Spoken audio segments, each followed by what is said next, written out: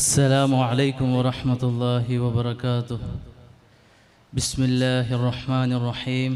الحمد لله نحمده ونصلي على رسوله الكريم. أما بعد رب اشرح لي صدري ويسر لي أمري واحلل عقدة من لساني يفقهوا قولي.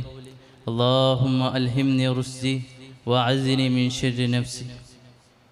അള്ളാഹു സുബ്ഹാനഹു വ തആല നമ്മുടെ ഈ ഒരുമിച്ച് കൂടലിനെ പൂർണ്ണമായി കബൂലാക്കി അനുഗ്രഹിക്കുമാറാവട്ടെ.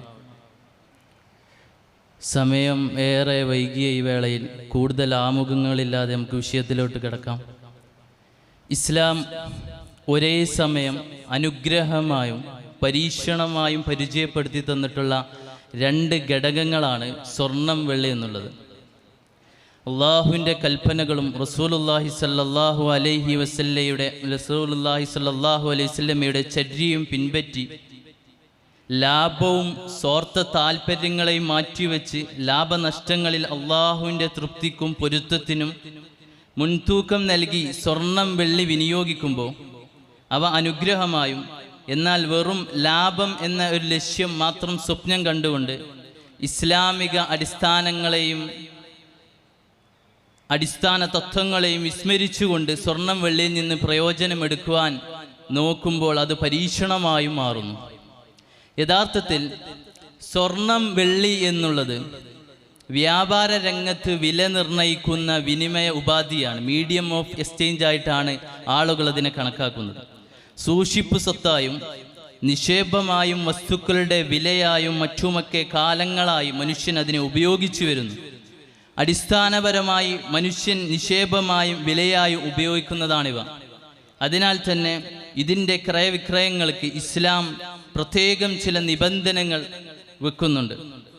അതിനാൽ തന്നെ വ്യക്തികളുടെയും സമൂഹത്തിൻ്റെയും സാമ്പത്തിക ഭദ്രത ലക്ഷ്യമാക്കിക്കൊണ്ട് ഇവയുടെ വ്യാപാരത്തിലും നിക്ഷേപത്തിലും ചില നിബന്ധനകൾ ഇസ്ലാം മുന്നോട്ട് വെക്കുന്നുണ്ട്. സ്വർണം വെള്ളി ഇടപാടുകൾ എങ്ങനെയായിരിക്കണം എന്ന് വിശദീകരിച്ചുകൊണ്ട് റസൂലുള്ളാഹി സ്വല്ലല്ലാഹു അലൈഹി വസല്ലം അരുളുന്നുണ്ട്. അൻ ഉബാദത്ത് ബിൻ സാമിത്ത് റളിയല്ലാഹു അൻഹു ഖാല റസൂലുള്ളാഹി സ്വല്ലല്ലാഹു അലൈഹി വസല്ലം അദ്ദഹബു ബിദ്ദഹബ് വൽ ഫിദ്ദതു ബിൽ ഫിദ്ദ വൽ ബുർറു ബിൽ ബുർർ വശഈറു ബിശ്ശഈർ വത്തംറു ബിത്തംർ വൽ മിൽഹു ബിൽ മിൽഹ് മിസ്ലൻ ബിമിസ്ൽ സവാഅൻ ബിസവാ യദൻ ബിയദ് فإذا اختلفت هذه الأصناف فبيعوا كيف شئتم إذا كان يدن بيد. ഉബാദത്ത് സാമിത്ത് റളിയല്ലാഹു അൻഹു നിവേദനം, റസൂലുള്ളാഹി സ്വല്ലല്ലാഹു അലൈഹി വസല്ലം അരുളി, സ്വർണത്തിന് പകരം സ്വർണം ഉപയോഗിച്ച് വാങ്ങുകയാണെങ്കിൽ, അതേപോലെ വെള്ളിക്ക് പകരവും ഗോതമ്പിന് പകരവും ബാർലിക്ക് പകരവും കാരക്കക്ക് പകരവും ഉപ്പിന് പകരവും കൈമാറ്റം ചെയ്യുകയാണെങ്കിൽ അവിടെ തൂക്കം തുല്യമായിരിക്കണം. അതേപോലെ അപ്പോൾ കൈപ്പറ്റിയിരിക്കണം എന്ന് നിബന്ധനയുണ്ട്. ഈ ഇനങ്ങൾ വ്യത്യാസമായാൽ നിങ്ങൾക്ക് ഇഷ്ടമുള്ളതുപോലെ അതിനെ കൈമാറ്റം ചെയ്യാം. അത് അപ്പോൾ കൈമാറ്റം ചെയ്യുകയാണെങ്കിൽ തൂക്കത്തിൽ ഏറ്റ വ്യത്യാസത്തോടു കൂടി നിങ്ങൾക്കതിനെ കൈമാറ്റം ചെയ്യാം എന്ന് റസൂലുള്ളാഹി സ്വല്ലല്ലാഹു അലൈഹി വസല്ലം പഠിപ്പിക്കുന്നുണ്ട്. ഈ ഹദീസിലൂടെ നമുക്ക് രണ്ട് വിഭാഗങ്ങളെ മനസ്സിലാക്കാൻ പറ്റും. പലിശയ്ക്ക് വിധേയമാകുന്ന രണ്ട് വിഭാഗങ്ങൾ. ഒന്നാമത്തെ കാറ്റഗറി എന്ന് പറഞ്ഞാൽ സ്വർണം വെള്ളി എന്നീ നാണയങ്ങൾ. രണ്ടാമത്തെ കാറ്റഗറി ഭക്ഷ്യവസ്തുക്കളാണ്. ഇനി ഇവയുടെ കൈമാറ്റം 3 രീതിയിലായിട്ട് നമുക്ക് മനസ്സിലാക്കാം. ആദ്യത്തെ രീതി എന്നുള്ളത് സ്വർണത്തിന് പകരം തന്നെ എക്സ്ചേഞ്ച് ചെയ്യുകയാണെങ്കിൽ, അഥവാ ഒരേ കാറ്റഗറിയിൽപ്പെട്ട ഒരേ ഇനം തന്നെ പരസ്പരം എക്സ്ചേഞ്ച് ചെയ്യുകയാണെങ്കിൽ, ട്രേഡ് ചെയ്യുകയാണെങ്കിൽ അവിടെ 3 നിബന്ധനകൾ പാലിച്ചിരിക്കണം. ഒന്നാമത്തേത് അത് റൊക്കമായിരിക്കണം, ഇടപാട് റൊക്കമായിരിക്കണം. രണ്ടാമത്തെ തൂക്കം രണ്ടും തുല്യമായിരിക്കണം. മൂന്നാമത്തേത് ആ ഇടപാട് നടക്കുന്ന സദസ്സിൽ വെച്ച് തന്നെ കൈമാറ്റം പൂർത്തിയാക്കിയിരിക്കും. ഈ ഒരു അടിസ്ഥാനത്തിൽ ഇന്ന് ജ്വല്ലറികൾ കണ്ടുവരാനുള്ള ഒരു ഇടപാടാണ് പഴയ സ്വർണം കൊടുത്തുകൊണ്ട് എക്സ്ചേഞ്ച് ചെയ്തുകൊണ്ട് പുതിയ സ്വർണം വാങ്ങിക്കുക എന്നുള്ളത്. അവിടെയും ഈ 3 നിബന്ധനകൾ ബാധകമാണ്. പ്രത്യേകിച്ച് തൂക്കം രണ്ടും തുല്യമായിരിക്കണം എന്ന നിബന്ധന അവിടെ ബാധകമാണ്. അതിനുള്ള വഴിയായിട്ട് ഉലമാക്കൾ പറഞ്ഞു തരുന്നത്, അങ്ങനെ എക്സ്ചേഞ്ച് ചെയ്യുമ്പോൾ അതിനുള്ള വഴിയായിട്ട് ഉലമാക്കൾ പറഞ്ഞു തരുന്ന, അതിന് അനുവദിക്കുന്ന രീതി ഉലമാക്കൾ പറഞ്ഞു തരുന്നത്, പഴയ സ്വർണം കാശിന് പകരം വിറ്റുകൊണ്ട് ആ കാശ് ഉപയോഗിച്ച്, ആ പൈസ ഉപയോഗിച്ചുകൊണ്ട് പുതിയ സ്വർണം വാങ്ങിക്കുക എന്നുള്ളതാണ്. രണ്ടാമത്തെ കാറ്റഗറി, രണ്ടാമത്തെ രീതി എന്നുള്ളത് സ്വർണം വെള്ളിയും പരസ്പരം ട്രേഡ് ചെയ്യുകയാണെങ്കിൽ, സ്വർണം വെള്ളിയും പരസ്പരം ട്രേഡ് ചെയ്യുകയാണെങ്കിൽ, അഥവാ ഒരേ കാറ്റഗറിയിൽപ്പെട്ട വ്യത്യസ്ത ഇനങ്ങൾ പരസ്പരം ട്രേഡ് ചെയ്യുകയാണെങ്കിൽ, ഇടപാട് നടത്തുകയാണ്, കൈമാറ്റം ചെയ്യുകയാണെങ്കിൽ അവിടെ 2 നിബന്ധനകൾ മാത്രമേ ബാധകമാവുകയുള്ളൂ. ഒന്നാമത്തെ നിബന്ധന എന്നുള്ളത് അവിടെ പരസ്പരം ആ സദസ്സിൽ വെച്ച് തന്നെ കൈമാറണം, റൊക്കമായിരിക്കണം എന്നീ 2 നിബന്ധനകൾ ബാധകമാവും. രണ്ടും തൂക്കം തുല്യമായിരിക്കണം എന്ന നിബന്ധന അവിടെ ബാധകമല്ല. അതുമാത്രമല്ല, എന്നാൽ ഈ നിയമമനുസരിച്ച് അവധി നിശ്ചയിച്ചുള്ള കച്ചവടം, രണ്ടാലൊരു ഭാഗത്തു നിന്ന് വൈകിപ്പിക്കൽ അല്ലെങ്കിൽ തവണകളായി അടച്ചു തീർക്കുക എന്നീ രീതികളൊന്നും സ്വർണം വെള്ളിയുമായിട്ട്, അതായത് ഒരേ കാറ്റഗറിയിൽപ്പെട്ട വ്യത്യസ്ത ഇനങ്ങൾ പരസ്പരം ട്രേഡ് ചെയ്യുമ്പോൾ അനുവദനീയമല്ല. കാരണം ഇവയെല്ലാം പ്രസ്തുത നിബന്ധനകൾക്കെതിരാണ്. എന്നു മാത്രമല്ല, അങ്ങനെ ചെയ്താൽ ഇസ്ലാം നിരോധിച്ച റിബൽ ഫളൽ, അധിക പലിശ ഇനത്തിൽ വരുന്നതാണ്. മൂന്നാമത്തെ രീതി, വ്യത്യസ്ത കാറ്റഗറിയിൽപ്പെട്ട ഇനങ്ങൾ തന്നെ പരസ്പരം ട്രേഡ് ചെയ്യുകയാണെങ്കിൽ, ഉദാഹരണത്തിന് സ്വർണം ഉപയോഗിച്ചുകൊണ്ട് ഭക്ഷ്യവസ്തുക്കൾ വാങ്ങിക്കുക. ഇങ്ങനെയെങ്കിൽ ഈ 3 നിബന്ധനകളും ഇവിടെ ബാധകമല്ല. തീർത്തും ഉപാധികളില്ലാതെ അത് സ്വീകാര്യമാണ്, നിരുപാധികം സ്വീകാര്യമാണ് എന്നാണ് ഉലമാക്കൾ പഠിപ്പിച്ചു വരുന്നത്. 2 ഭാഗത്തു നിന്നും കൈപ്പറ്റിയിരിക്കണം എന്ന നിബന്ധന അവശേഷിക്കുന്നില്ല. ചുരുക്കി പറഞ്ഞാൽ, സ്വർണമായിട്ട് കൈമാറ്റം ചെയ്യുമ്പോൾ, ട്രേഡ് ചെയ്യുമ്പോൾ അവിടെ 3 നിബന്ധനകൾ ബാധകം. റൊക്കമായിരിക്കണം, സദസ്സിൽ വെച്ച് തന്നെ കൈമാറ്റം ചെയ്തിരിക്കണം, തൂക്കം തുല്യമായിരിക്കണം. സ്വർണം വെള്ളിക്ക് പകരം എക്സ്ചേഞ്ച് ചെയ്യുകയാണെങ്കിൽ, ട്രേഡ് ചെയ്യുകയാണെങ്കിൽ 2 നിബന്ധനകൾ: 1 റൊക്കമായിരിക്കുക, 2 കൈപ്പറ്റിയതായിരിക്കുക. ഇനി സ്വർണമോ വെള്ളിയോ അല്ലാത്ത കാറ്റഗറിയിൽപ്പെട്ട വസ്തുവുമായിട്ട് ട്രേഡ് ചെയ്യുന്നതെങ്കിൽ നിരുപാധികം അനുവദനീയം. ഇനി നമുക്ക് ഇന്നത്തെ രീതി ഒന്ന് പരിശോധിച്ച് നോക്കാം. ഇന്ന് ആളുകൾ കറൻസി ഉപയോഗിച്ചിട്ടാണ് സ്വർണം വെള്ളി വാങ്ങിക്കുന്നത്. കറൻസി പണ്ട് കാലങ്ങളിൽ പ്രചാരത്തിൽ ഇല്ലാത്തതിനാൽ തന്നെ അതിനെ ഏതു വിഭാഗത്തിൽ ഉൾപ്പെടുത്തണം എന്ന വിഷയത്തിൽ ആധുനിക ഷാഫിഈ, ഹനഫി പണ്ഡിതന്മാർക്കിടയിൽ അഭിപ്രായ വ്യത്യാസമുണ്ട്. സമകാലിക ഷാഫിഈ, മാലിക്കി പണ്ഡിതന്മാർ സ്വർണം വെള്ളിയുടെ അതേ വിധി തന്നെയാണ് കറൻസിക്കും നൽകുന്നത്. അതായത് സ്വർണം വെള്ളിയും പരസ്പരം ട്രേഡ് ചെയ്യുമ്പോഴുള്ള നിബന്ധനകൾ ഇവിടെ ബാധകമാകുമെന്ന് അർത്ഥം. കാരണം ഷാഫിഈ മദ്ഹബിൽ സ്വർണം വെള്ളിയിൽ പലിശയുടെ ഇല്ലത്തായിട്ട്, കാരണമായിട്ട് പണ്ഡിതന്മാർ പറയുന്നത് അവ സമനീയത്താണ്, വിനിമയ ഉപാധിയാണ് എന്നതാണ്. ഈ ഒരു കാരണം കറൻസിയിലും നിക്ഷിപ്തമാണ്. അതിനാൽ തന്നെ ഞാൻ മുമ്പ് സൂചിപ്പിച്ചതുപോലെ ഷാഫിഈ മദ്ഹബ് അനുസരിച്ച് സ്വർണം വെള്ളിയുമായിട്ട് എക്സ്ചേഞ്ച് ചെയ്യുമ്പോഴുള്ള 2 നിബന്ധനകൾ, അഥവാ റൊക്കമായിരിക്കുക, സദസ്സിൽ വെച്ച് തന്നെ കൈമാറ്റം ചെയ്യുക എന്നീ 2 നിബന്ധനകൾ ഇവിടെ കറൻസി കൊടുത്തുകൊണ്ട്, കറൻസി ഉപയോഗിച്ച് സ്വർണം വാങ്ങിക്കുമ്പോൾ ബാധകമാകും. എന്നാൽ ഹനഫി പണ്ഡിതന്മാർ സ്വർണം വെള്ളി പലിശ ഗണത്തിൽ വരാനുള്ള കാരണമായിട്ട് പറയുന്നത് വസ്നാണ്, അഥവാ തൂക്കം അളന്ന് കൈമാറ്റം ചെയ്യുന്നു എന്നതാണ്. അതായത് തൂക്കത്തിനനുസരിച്ച് മൂല്യം കൂടുകയും കുറയുകയും ചെയ്യുന്ന വസ്തു എന്നാണ്. ഈ ഒരു ഇല്ലത്തിന്റെ അടിസ്ഥാനത്തിലൂടെ നോക്കുകയാണെങ്കിൽ ശരിക്കും കറൻസി എന്നുള്ളത് സ്വർണം വെള്ളി വിഭാഗത്തിൽ ഉൾപ്പെടുകയില്ല.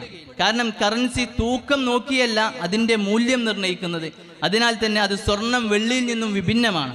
ഇക്കാരണത്താൽ തന്നെ ബഹുമാനപ്പെട്ട മൗലാന തഖി ഉസ്മാനി, ഖാലിദ് സൈഫുള്ള റഹ്മാനി, സയ്യിദ് അഹമ്മദ് പാലംപൂരി തുടങ്ങിയ ധാരാളം പണ്ഡിത മഹത്തുക്കൾ ഹനഫി മദ്ഹബിലെ തന്നെ പ്രസിദ്ധ ഇമാമായ മുഹമ്മദ് റഹ്മത്തുള്ളാഹി അലൈഹിയുടെ അഭിപ്രായത്തോട് യോജിച്ചുകൊണ്ട് പണ്ട് കാലങ്ങളിൽ ഉണ്ടായിരുന്ന ഫുലൂസ് എന്ന് പറഞ്ഞാൽ സ്വർണം വെള്ളി അല്ലാത്ത ലോഹങ്ങൾ കൊണ്ട് നിർമ്മിച്ച നാണയങ്ങൾക്കാണ് ഫുലൂസ് എന്ന് പറയുന്നത്. ഈ ഫുലൂസുമായിട്ടാണ് കറൻസിയെ ബന്ധിപ്പിച്ചത്. മുഹമ്മദ് റഹ്മത്തുള്ളാഹി അലൈഹി ഫുലൂസിനെ സ്വർണ്ണ വെള്ളി വിഭാഗത്തിൽ ഉൾപ്പെടുത്തുന്നില്ല. അതിനാൽ തന്നെ ഫുലൂസ് ഉപയോഗിച്ചുകൊണ്ട് സ്വർണം പർച്ചേസ് ചെയ്യുമ്പോൾ ഫുലൂസ് ഉപയോഗിച്ചുകൊണ്ട് സ്വർണം പർച്ചേസ് ചെയ്യുമ്പോൾ സദസ്സിൽ വെച്ച് തന്നെ കൈമാറ്റം രണ്ടും കൈമാറണം എന്ന നിബന്ധന അദ്ദേഹത്തിൻ്റെ അടുക്കൽ ബാധകമാവുന്നില്ല. എന്നിരുന്നാലും ഫുലൂസുകൾ തമ്മിൽ കൈമാറ്റം ചെയ്യുമ്പോൾ ഏറ്റ വ്യത്യാസം അനുവദിക്കുന്നില്ല. കാരണം തുല്യതയില്ലാതെ വരുമ്പോൾ അവിടെ ബൈഉൻ ഖാലിൻ അനിൽ വദി, പകരമില്ലാത്ത കച്ചവടമായി തീരും. ഇതാണ് മുഹമ്മദ് റഹ്മത്തുള്ളാഹിയുടെ അഭിപ്രായം. മാത്രവുമല്ല, ആധുനിക ഹനഫി പണ്ഡിതർ ഇതിന് തെളിവായിട്ട് ഉദ്ധരിക്കുന്നത് സ്വർണം വെള്ളി എന്നുള്ളത് സമനെ ഖിൽക്കിയാണ്, സൃഷ്ടിപ്പിൽ തന്നെ മൂല്യമുള്ള വസ്തുവാണ് സ്വർണം വെള്ളി എന്നത്. എന്നാൽ കറൻസി അങ്ങനെയല്ല, അതിനെ സമനെ ഇസ്തിലാഹിയാണത്, അതായത് കൽപ്പിത മൂല്യമുള്ള വസ്തുവാണ്. സ്വർണം വെള്ളി എന്നത് ഇൻബിൽട്ടായിട്ട് അതിന് മൂല്യമുള്ളതാണ്. കറൻസി അതിന് കൽപ്പിച്ചതാണ്, സർക്കാർ അല്ലെങ്കിൽ ഗവൺമെൻറ് അതിന് വില കൽപ്പിച്ചതാണ്. അതിനാൽ തന്നെ ഈ മൂല്യം എല്ലാ കാലത്തേക്കും നിലനിൽക്കണം എന്നില്ല. സർക്കാർ ഉത്തരവുണ്ടായാൽ തന്നെ മൂല്യം നഷ്ടപ്പെട്ടേക്കാവുന്നതാണ്. ഈ അടുത്ത് 1000 രൂപയുടെ കറൻസിക്ക് അല്ലെ നോട്ടിന് മൂല്യം നഷ്ടമായതുപോലെ തന്നെ ഈ ഒരു വശത്തിലൂടെ നോക്കിക്കാണുമ്പോൾ കറൻസിയെ പൂർണ്ണ അർത്ഥത്തിൽ സ്വർണം വെള്ളിയുടെ വിഭാഗത്തിൽ ഉൾപ്പെടുത്താൻ ആകില്ല എന്നാണ് ആധുനിക ഹനഫി പണ്ഡിതന്മാർ അഭിപ്രായപ്പെടുന്നത്. പ്രഥമ ദൃഷ്ടിയിൽ ഈ അഭിപ്രായം ധാരാളം പലിശ കച്ചവടങ്ങൾക്ക് വഴിയൊരുക്കുമെന്ന് തോന്നുമെങ്കിലും എല്ലാ പഴുതുകളെയും അടച്ചിട്ടാണ് തഖി ഉസ്മാനി, ഖാലിദ് സൈഫുള്ള റഹ്മാനി എന്നീ പണ്ഡിത മഹത്തുക്കൾ ഈ അഭിപ്രായത്തെ സ്വീകരിച്ചിട്ടുള്ളതെന്ന് ഞാൻ പ്രത്യേകം മനസ്സിലാക്കണം. ചുരുക്കത്തിൽ കറൻസി ഉപയോഗിച്ച് സ്വർണം വാങ്ങുന്നത് ഞാൻ നേരത്തെ സൂചിപ്പിച്ചതുപോലെ സ്വർണം നാണയമല്ലാത്ത മറ്റൊരു കാറ്റഗറിയിൽപ്പെട്ട വസ്തുവുമായിട്ട് കൈമാറ്റം ചെയ്യുന്നത് പോലെയാണ്. അതായത് ഈ 3 നിബന്ധനകളും ഇവിടെ ബാധകമാവുന്നില്ല എന്നർത്ഥം. റൊക്കമല്ലാതെ അവധിയോടുകൂടി ഇടപാട് നടത്താം എന്ന് സാരം. പക്ഷേ രണ്ടാലൊരു ഭാഗത്തു നിന്നുള്ള ഇവള് അഥവാ വിലയോ സ്വർണമോ കൈപ്പറ്റിയിരിക്കണം എന്ന നിബന്ധന അവിടെ ബാധകമാകും. ഇനി നമുക്ക് ജ്വല്ലറികൾ മുന്നോട്ട് വെക്കുന്ന സ്കീമുകളെ കുറിച്ചൊന്ന് പരിശോധിക്കാം. സാധാരണ 2 രീതിയിലുള്ള സ്കീമുകളാണ് കാണാറുള്ളത്. ഒന്ന് gold saving scheme, 2 rate protection scheme. Gold saving scheme എന്ന് പറഞ്ഞാൽ ഓരോ മാസവും ഗഡുക്കളായി ഒരു നിശ്ചിത സംഖ്യ ജ്വല്ലറിയിൽ അടക്കുന്നു. ഓരോ മാസം നിക്ഷേപം നടത്തുമ്പോഴും ആ ദിവസത്തെ മാർക്കറ്റ് വില കണക്കാക്കി തുല്യമായ തൂക്കം സ്വർണം ഉപഭോക്താവിൻ്റെ അക്കൗണ്ടിൽ വരവെക്കുന്നു. വർഷം തികയുമ്പോൾ നമ്മുടെ മൊത്തം സ്വർണത്തെ ആഭരണമായിട്ടോ അല്ലെങ്കിൽ കോയിനായിട്ടോ ഗോൾഡ് കോയിനായിട്ടോ നമുക്ക് വാങ്ങാം. കൂടാതെ ജ്വല്ലറികൾ ചില ആനുകൂല്യങ്ങൾ കൂടി അനുവദിക്കും. ആഭരണത്തിൻ്റെ പണിക്കൂലിയിൽ നിശ്ചിത ശതമാനം വരെ ഡിസ്കൗണ്ടോ, നമ്മൾ മാസം തോറും അടക്കാൻ തെരഞ്ഞെടുത്ത സംഖ്യയുടെ പകുതി പൈസ അല്ലെങ്കിൽ നിശ്ചിത പൈസ വരെ ഗിഫ്റ്റ് വൗച്ചറായിട്ടോ നമുക്ക് നൽകുന്നതാണ്. വർഷം തികയുന്നതിന് മുമ്പ് നാം ഈ സ്കീം നിർത്തുകയാണെങ്കിൽ, ക്യാൻസൽ ചെയ്യുകയാണെങ്കിൽ അവർ ഈ ആനുകൂല്യം പിൻവലിക്കുന്നതാണ്. ഇതിൻ്റെ ഇസ്ലാമിക വീക്ഷണം സമകാലിക ഇന്ത്യൻ പാകിസ്ഥാൻ ഹനഫി പണ്ഡിതന്മാരുടെ അഭിപ്രായം അനുസരിച്ച് ഈ സ്കീം അനുവദനീയമാണ്. കാരണം ഞാൻ നേരത്തെ സൂചിപ്പിച്ചതുപോലെ തന്നെ സ്വർണമോ വെള്ളിയോ അല്ലാത്ത മറ്റു വസ്തുക്കൾ, മറ്റു കാറ്റഗറിയിൽപ്പെട്ട വസ്തുക്കളുമായിട്ട് വാങ്ങുകയാണെങ്കിൽ, അത് ഉപയോഗിച്ച് വാങ്ങുകയാണെങ്കിൽ രണ്ടാലൊരു ഇവള് അഥവാ സ്വർണമോ വിലയോ കൈപ്പറ്റിയാൽ മതി. ഇവിടെ ആദ്യം സ്വർണ്ണ വില കൈപ്പറ്റുന്നുണ്ട്. എന്നാൽ ഇവിടെ ഞാൻ പ്രത്യേകം ശ്രദ്ധിക്കേണ്ടത്, ഞാൻ മാസാമാസം പണം നൽകുമ്പോൾ അന്നത്തെ മാർക്കറ്റ് വിലക്കുള്ള സ്വർണം നമ്മുടെ അക്കൗണ്ടിൽ രേഖപ്പെടുത്തി വെക്കേണ്ടതായിട്ടുണ്ട്.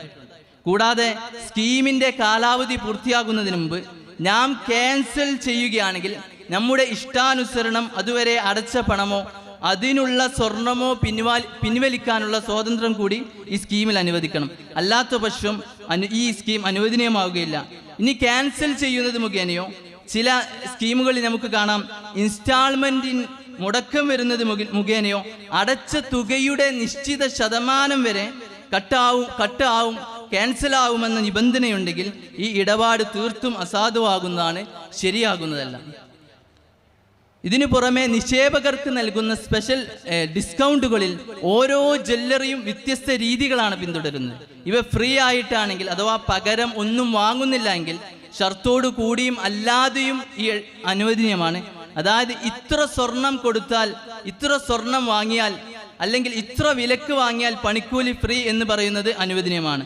പക്ഷേ സ്വർണത്തിൻ്റെ വാങ്ങിയ മൂല്യത്തേക്കാൾ വില അധികരിക്കാതിരിക്കൽ നിർബന്ധമാണ്. ഇവിടെ പ്രത്യേകം നാം ശ്രദ്ധിക്കേണ്ടത്, ഓരോ ജ്വല്ലറികളും വ്യത്യസ്ത മാനദണ്ഡങ്ങളാണ് സ്കീമുകൾക്ക് പുലർത്തുന്നത്. അതിനാൽ തന്നെ ഇക്കാര്യം വിശദമായി ചോദിച്ചു മനസ്സിലാക്കണം. കൂടാതെ നിബന്ധനകൾ വായിച്ചു മനസ്സിലാക്കിയിട്ട് പദ്ധതി പൂർണ്ണമായിട്ട് ഇസ്ലാമികമാണെന്ന് ബോധ്യപ്പെട്ടതിന് ശേഷം മാത്രമേ നാം സ്കീമിൽ ചേരാവൂ. രണ്ടാമത്തെ രീതി, ജ്വല്ലറികൾ മുന്നോട്ട് വെക്കുന്ന രണ്ടാമത്തെ സ്കീം എന്നുള്ളത് റേറ്റ് പ്രൊട്ടക്ഷൻ സ്കീമാണ്. സ്വർണത്തിന് വില കുറഞ്ഞ സമയം നോക്കി ഒന്നെങ്കിൽ ആഭരണത്തിൻ്റെ മുഴുവൻ തുകയോ, വാങ്ങാൻ ഉദ്ദേശിക്കുന്ന ആഭരണത്തിൻ്റെ മുഴുവൻ തുകയോ, അല്ലെങ്കിൽ അതിൻ്റെ ഒരു നിശ്ചിത ശതമാനമോ ജ്വല്ലറിക്ക് അഡ്വാൻസായി നൽകി ബുക്ക് ചെയ്തിടുക. എന്നിട്ട് ഒരു നിശ്ചിത കാലാവധിക്കുള്ളിൽ ആ പണം കൊണ്ട് സ്വർണം വാങ്ങിക്കുക.